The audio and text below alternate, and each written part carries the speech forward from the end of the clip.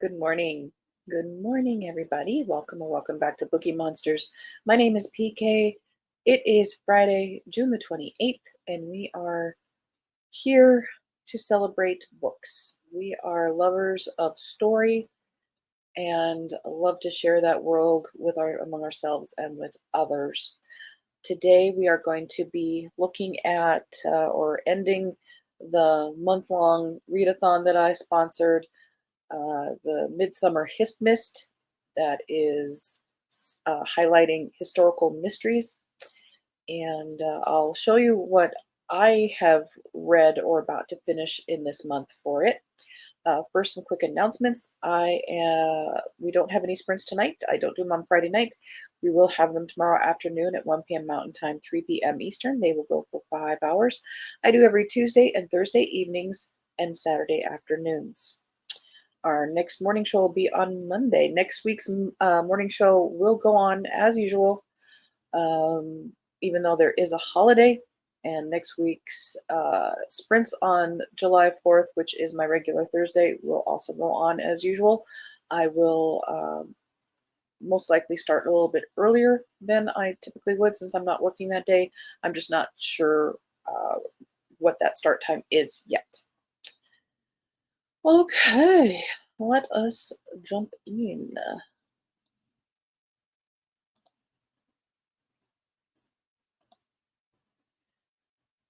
Of my historical mysteries, I have finished 7 and I'm in the middle of 2. There are still, counting today, 3 days left in the month. I will definitely finish A Ruse of Shadows. I'm hoping I can complete the other one, but I'm not pushing that one. So let us jump in. The one I read this month was To Shield the Queen. This was technically a reread for me. I read this a couple decades ago and fell away from the series. And since then, she has written a total of 23 books in this series. Good for her. This is by Fiona Buckley, and it features a character named Ursula Blanchard. It is set during Elizabeth the First, the Tudor times back in the 1500s. Since it's been so long since I read it, I decided to reread it so I can get back in this series. This is called To Shield the Queen. Rumor has linked Queen Elizabeth I to her master of horse, Robin Dudley. As gossip would have it, only his ailing wife Amy prevents marriage between Dudley and the Queen. To quell the idle tongues at court, the Queen dispatches Ursula Blanchard to tend to the sick woman's needs. But not even Ursula can prevent the accident that takes Amy's life. That truly happened. That is a true cold case from that time. Did she fall or was she pushed? Was Ursula a pawn of Dudley and the Queen? Suddenly, Ursula finds herself at the center of the scandal, trying to protect Elizabeth as she loses her heart to a Frenchman who may be flirting with sedition against the Queen. She can trust no one, neither her lover nor her monarch, as she sets out to find the truth in a glittering court that conceals a wellspring of blood and lies. As I mentioned, that is an actual historical crime. And this author solves it in her way. Next up, Dance with Death is 12th in the series of a series called Barker and Llewellyn. This is by Will Thomas. 12th of 16, set in the late 1800s. When I'm going to be looking at what I read, if it's later in the series, I am going to jump back and read the first book in that series, the summary of the first book of the series, in case you are interested in starting it. This is very much a Sherlock Holmes Watson kind of dynamic between two male characters, but it is very well done. Some Danger Involved is the title of the first book. When a student bearing a striking resemblance to artists' rendering of Jesus Christ is found murdered by crucifixion in London's Jewish ghetto, 19th century private detective Barker must hire an assistant to help him solve the sinister case. Out of all who answer an ad for a position with some danger involved, the eccentric and enigmatic drinking game Barker chooses downtrodden Llewellyn, a gutsy young man whose murky past includes recent stints at both an Oxford college and an Oxford prison. As Llewellyn learns the ropes of his position, he is drawn deeper and deeper into Barker's peculiar world of vigilante detective work, as well as the dark heart of London's teeming underworld. Together, they pass through chop houses, stables, and clandestine tea rooms, tangling with the early Italian mafia, a mad professor of eugenics, and other shadowy figures, inching ever closer to the shocking truth behind the murder. So, if you have liked Sherlock Holmes, this is definitely something along those lines. Next up, I read Lady Violet Attends a Wedding. This is book 2 in a series of 8 featuring Lady Violet. Very pretty covers. The first in the series is Lady Violet Investigates. This is by Grace Burrows. I've known about this series, but I've never been drawn to it. But this is the author of the Lord Julian series that I have fallen in love with and have definitely encouraged people to read. This is her earlier series, and you can feel some elements that she was working with that she, I think, perfected in the Lord Julian series. This is also set during Regency, so if you're looking for something that would tickle that Bridgerton vibe, if you are into that, again, very pretty cover. This is Lady Violet Investigates. Lady Violet Belmain emerges from 2 years of mourning, less than enthusiastic about resuming her place in polite society. She's talked into attending a country house party by her French physician friend, Hugh Saint Sevier, only to find that the house party guests are preyed upon a mysterious thief. Among the guests is Sebastian Macheath, Marquis of Dunkeld. Violet once considered Sebastian her closest confidant, but war and the passing years have changed him. Nonetheless, when Sebastian's valet, another veteran, comes under suspicion, Violet, Saint Sevier, and Sebastian must work together to discover the true culprit, lest an innocent man be sent to the gallows for crimes he did not commit. Those aren't big books, they are enjoyable books. Next, I read Murder at Ardith Hall by Irina Shapiro. That is 6th of 14 in the Redmond and Hayes mysteries. This is also a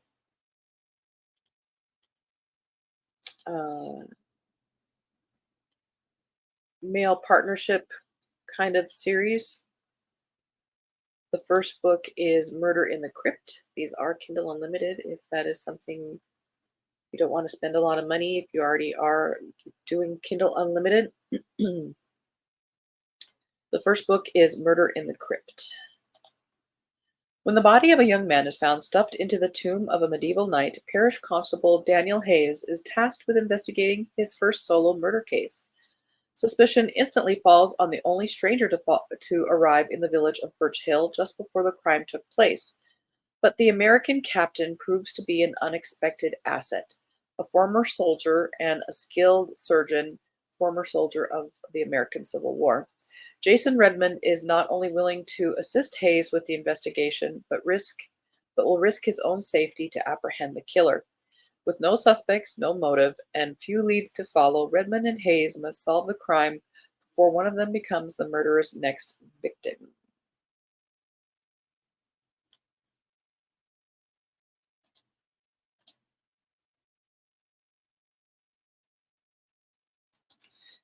I then read The Unkept Woman by Alison Montclair, another series I very much love. I have, this is fourth of six in the Sparks and Bainbridge mysteries. This is set just after World War II in London.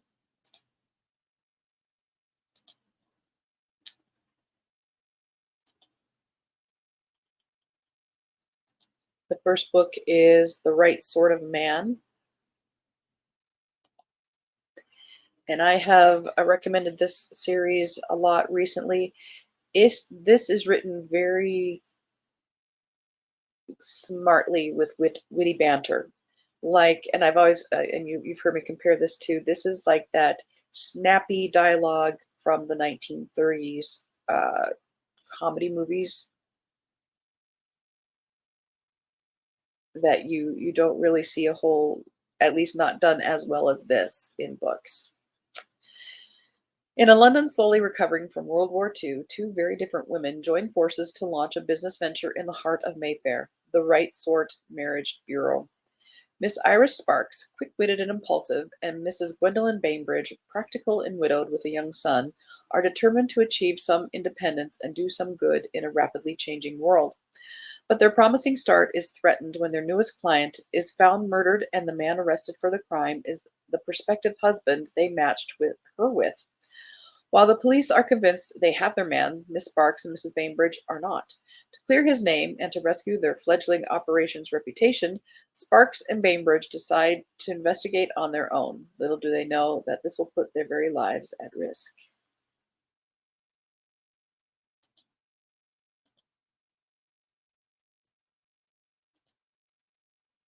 Next up, The Perils of Lady Catherine de Bourgh by Claudia Gray. This is third in this series. This author has surprised me. There are gabillions of Jane Austen knockoffs, shall we say, in both romance, in mystery, in everything. Few pull it off. Some pull it off. Stephanie Barron comes to mind.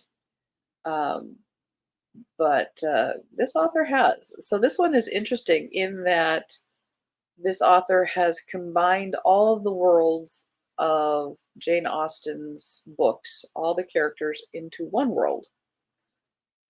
And in the first book, they all come together at a house party.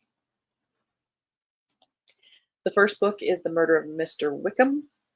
And the other interesting thing about this author is she deals with the unsavory characters, ties up the loose ends of unsavory characters.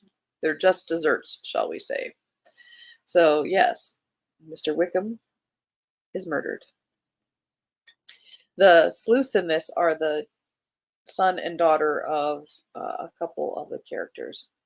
The happily married Mr. Knightley and Emma are throwing a party at their country estate, bringing together distant relatives and new acquaintances, characters beloved by Jane Austen fans. Definitely not invited is Mr. Wickham, whose latest financial scheme has netted him an even broader array of enemies.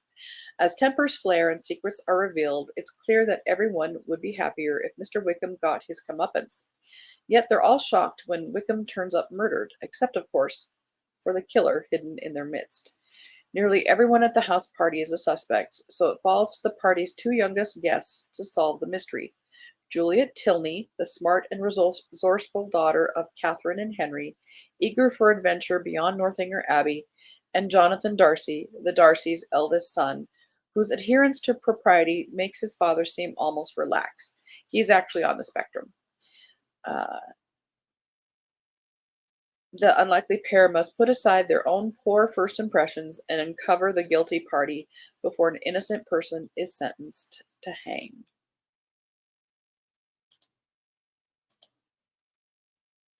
I actually just purchased these in physical book form.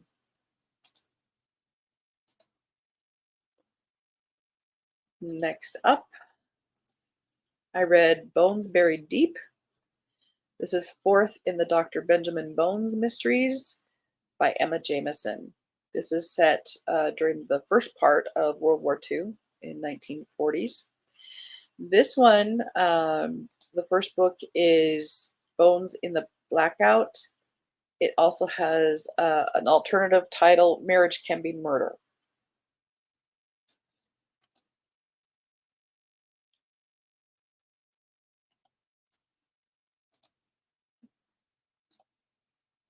Hi, Mary.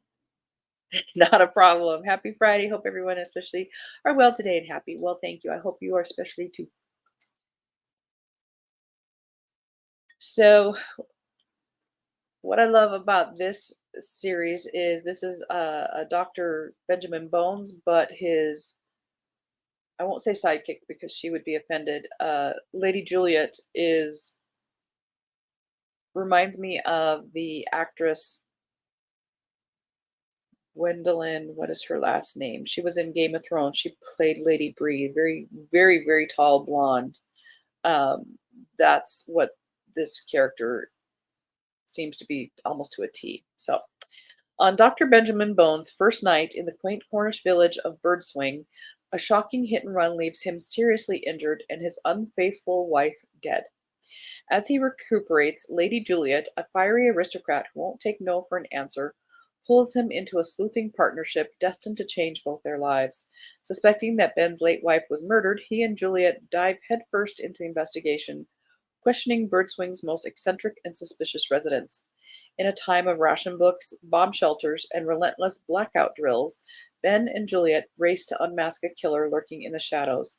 With ingenuity, just a little supernatural aid from the mysterious Fenton House ghost, they uncover a web of secrets, lies, and hidden motives that will keep you guessing until the heart pounding climax.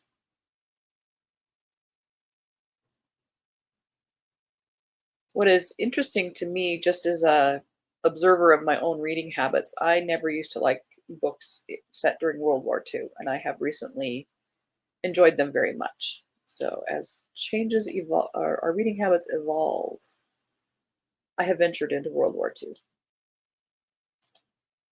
and the 50s. That's as far as I'll go. Any plans for the weekend, Mary? Next up, this was the my most anticipated release of the year. The next in series by Sherry Thomas, the Lady Sherlock series. I love this series. I binged it last year. And what I always say that I love about this is yes, there has to be intelligence because she is on the same level as Sherlock Holmes. And we know Sherlock Holmes is intelligence level. But when a mystery not book in itself is resolved, you have the reveal and you get like, ah, here's how the bad guy did it. But then picture this as here's that first level. But then this author goes, oh wait, but really it was this second layer. Oh, but really it was this because this was what really was going on. And I really enjoyed that part. So this first book is called A Study in Scarlet Women. With her inquisitive mind, Charlotte Holmes has never felt comfortable with the demureness expected of the fairer sex in upper class society. But even she never thought that she would become a social pariah, an outcast fending for herself on the mean streets of London. When the city is struck by a trio of unexpected deaths and the suspicion falls on her sister and her father, Charlotte is desperate to find the true culprits and clear the family name. She'll have help from friends, new and old, a kind-hearted widow, a police inspector, and a man who has long loved her. But in the end, it will be up to Charlotte, under the assumed name Sherlock Holmes, to challenge society's expectations and match wits against an unseen mastermind. Yes, I do recommend that very much.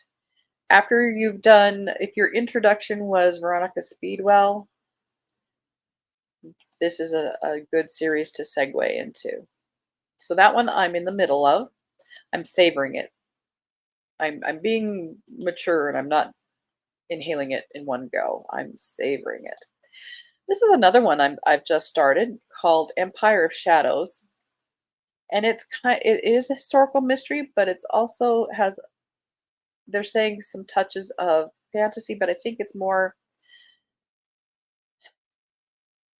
compared to The Mummy and Romancing the Stone. It has those almost mystical elements to it, and I'm really enjoying it. This is by Jacqueline Benson. There's 2 books in this series. So this says, this is called Empire of Shadows. Nice Victorian ladies don't run off to find legendary lost cities. One trifling little arrest shouldn't have cost Ellie Mallory her job, but it's only the latest in a line of injustices facing any educated woman with archaeological ambitions. When Ellie stumbles across the map to a mysterious ancient city, she knows she's holding her chance to revolutionize pre-Columbian history. There's just one teensy complication. A ruthless villain wants it, and Ellie is all that stands in his way. To race him to the ruins and avoid being violently disposed of, she needs the help of maverick surveyor Adam Bates, a snake-wrangling rogue who can't seem to keep his dratted shirt on. But there's more than Ellie's scholarly reputation and life on the line. Her enemies aren't just looters. They're after an arcane secret rumored to lie in the heart of the ruins, a mystical artifact with a power that could shake the world. Between stealing trousers, plummeting over waterfalls, and trying not to fall in love with her machete-wielding partner, will Ellie be able to stop the oracle of a lost empire from falling into the wrong hands? There are other books that claim to be similar to the Mummy movie. Few actually do it. And I feel so far that this one is. And the language of the book, when it's done well, it kind of tickles your brain. This is kind of tickling the brain. This, sorry about that. The very first scene, the first like prologue scene is set in the 1600s with a Catholic priest in South America. And I was just absolutely transported to that scene. It was not the best writing in the world, I won't say. It's not classic level writing, but whatever magic that author did just pulled me into that scene. So I'm very much enjoying it. And that's all I read last night during sprints. Yes, the plumber is back to pull a toilet and mechanically snake the water line. Ah, no fun. There's a show outside, and right now I can't handle the heat. So other than that, no, I'm tired. Oh, well, once they're gone, just hunker down. Not doing the show is what I meant to say. Hope you have some fun plans. My fun plans are doing no plans other than sprints tomorrow. Added the First Lady shirt. Yes! Oh, I hope you love it. I hope you love it. I had known about, I binged it last year. I had known about that series, but Sherlock Holmes isn't my first love, even though I loved Benedict Cumberbatch in that series and Robert Downey Jr. in his movies. I just had this wall about Sherlock Holmes, so I didn't read that series. And then when I read, I was just absolutely gobsmacked at how well it was done. Mary says, "Hi, Emily." Kindle's almost as much as the paperback. Oh, I hate it when that happens. Ugh.